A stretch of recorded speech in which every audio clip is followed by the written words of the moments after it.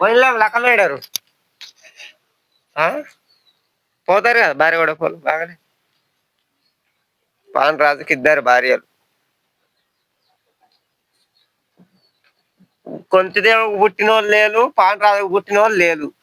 చదువుకున్న వాళ్ళే పంచపాండవులు ఎవరికైనా. యమధర్ముని వరాన ధర్మరాజు పుట్టిండు.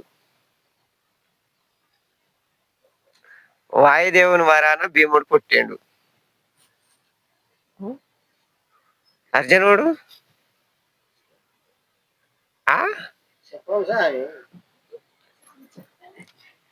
అర్జునుడు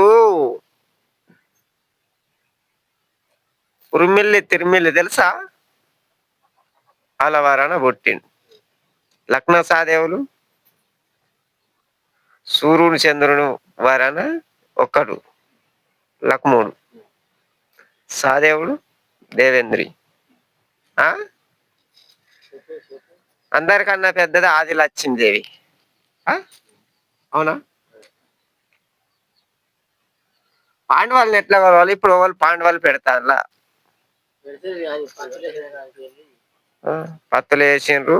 ఎంత ఎంత పండించినా అంతేనా? వాళ్ళు సత్యవంతులు. ఆ యుగంలా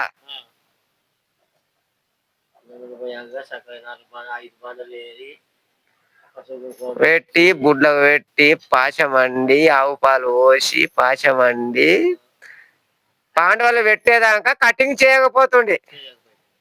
ఇప్పుడు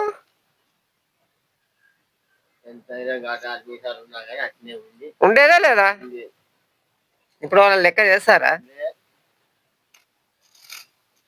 వానలు రాకుంటే లచ్చిందేవర బట్టి వాడవాడ దింపితే కప్పతల్లి ఆడితే వర్షాలు పడేటి. ఇప్పుడు అది లేదు ఇది లేదు. డింగు డింగు డింగు డింగు ఎగురుడు.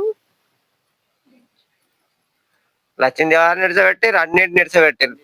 పోతాంది మన హిందూ ధర్మత పోతాంది. తాగుడు ఎక్కువ అయింది. సల్లకన్నా గొప్పది అయిందా లేదా?